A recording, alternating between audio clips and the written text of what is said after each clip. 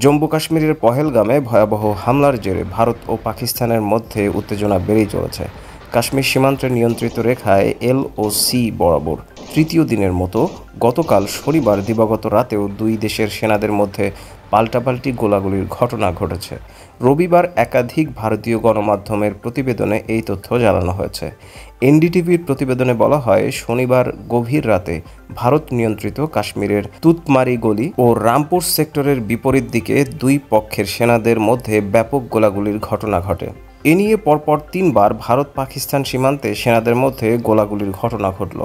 এর আগে শুক্রবার ও বৃহস্পতিবার রাতেও নিয়ন্ত্রিত রেখায় দুই দেশের সেনাদের মধ্যে গোলাগুলি বিনিময় ঘটে। যদিও এসব গোলাগুলির ঘটনা নিয়ে পাকিস্তানের কোনো মন্তব্য পাওয়া যায়নি। ভারতীয় সেনাবাহিনীর দাবি, পাকিস্তানি সেনারা বিনা উস্কানিতে গুলি চালিয়েছে। ভারতের সেনাবাহিনী পাল্টা জবাব দিলেও এসব ঘটনায় হতাহতের খবর পাওয়া যায়নি। ভারত নিয়ন্ত্রিত কাশ্মীরে গত 22 এপ্রিল বন্দুকধারীদের ভয়াবহ হামলায় 26 জন নিহতের ঘটনায় পাল্টাপাল্টি অভিযোগের ফলে পাকিস্তান ও ভারতের সম্পর্ক ফের তলানিতে পৌঁছেছে।